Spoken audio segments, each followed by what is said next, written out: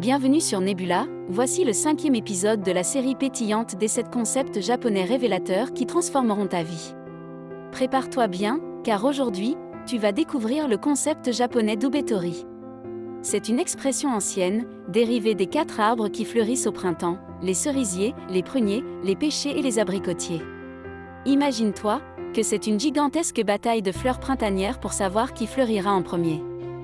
Eh bien, notre monde est régi de la même façon, car on cherche toujours à se comparer et à être meilleur que les autres. Sauf que nous sommes comme ces jolies fleurs, nous fleurissons à notre propre rythme.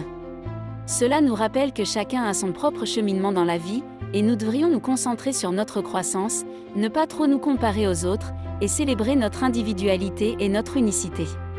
La pratique de l'Ubetori permet d'alléger la pression que l'on se met inconsciemment, surtout dans une société qui est aujourd'hui fortement influencée par les réseaux sociaux.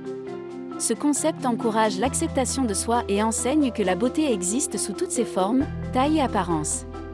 Car peu importe que tu sois élégant comme une licorne, ou charmant comme un panda, sache qu'il n'y a pas de définition unique de la beauté ou de la manière de vivre sa vie, et que le focus devrait être mis sur son propre parcours et sa croissance personnelle. Maintenant que tu es un expert de l'Ubetori, je vais te partager 5 moyens de le mettre en pratique au quotidien. Numéro 1. Cultivez la gentillesse envers vous-même. L'une des clés de l'Ubetori est l'idée que nous devons nous apprécier. Fini les autoflagellations pour nos petites erreurs, on regarde vers l'avenir avec bienveillance et positivité. Alors, on se sourit dans le miroir et on se dit « Je suis génial et je vais accomplir des choses incroyables ». Bien sûr, il n'est pas toujours facile d'être bienveillant envers soi-même.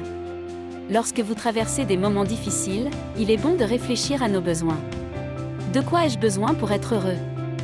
Vous n'avez pas besoin de vous gâter, mais vous devriez toujours travailler pour votre propre bonheur. Numéro 2, soyez reconnaissant pour ce que vous avez.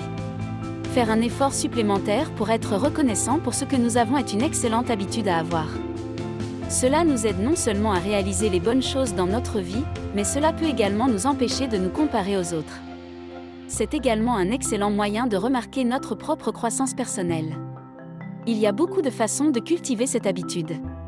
Vous pouvez tenir un journal où vous parlez de ce pourquoi vous êtes reconnaissant chaque jour, garder une liste des choses pour lesquelles vous êtes reconnaissant accrochée quelque part, ou même simplement vous rappeler chaque jour de ce pourquoi vous êtes reconnaissant. Il n'est pas nécessaire de faire de grandes actions, juste penser à ce que vous avez est suffisant. Numéro 3, changez votre façon d'utiliser les réseaux sociaux. Comme mentionné précédemment, passer trop de temps sur les réseaux sociaux peut rapidement éveiller des sentiments négatifs et vous pousser à vous comparer aux autres. Si vous vous sentez ainsi, envisagez de changer votre utilisation des réseaux sociaux. Une chose importante à considérer est le contenu que vous suivez. Si vous trouvez que certaines pages ou personnes vous poussent à vous comparer aux autres, il est probablement préférable de ne plus les suivre temporairement. Si vous essayez de réduire le temps que vous passez sur les réseaux sociaux, vous pouvez essayer différentes méthodes. Par exemple, supprimez les applications de réseaux sociaux de votre téléphone, vous donner une durée limitée pour les utiliser chaque jour, ou même supprimer votre compte peuvent être des moyens efficaces de réduire votre temps en ligne. Numéro 4.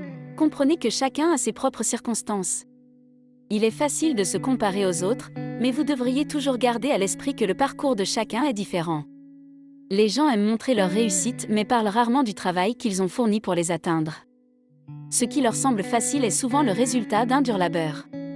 Il est également bon de se rappeler que les gens se développent à leur propre rythme. Que ce soit en raison de leur environnement, de leur éducation ou même simplement de leur personnalité, les gens ont des forces et des faiblesses.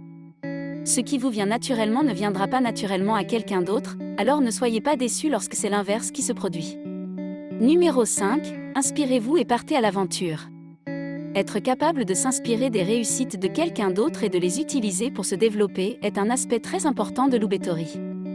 Plutôt que de laisser les comparaisons négatives prendre le dessus, être capable de dire « si eux ont réussi cela, alors moi aussi je le peux » est une excellente compétence à avoir. Cela nous met non seulement dans un état d'esprit plus positif, mais ouvre également la porte à la croissance personnelle.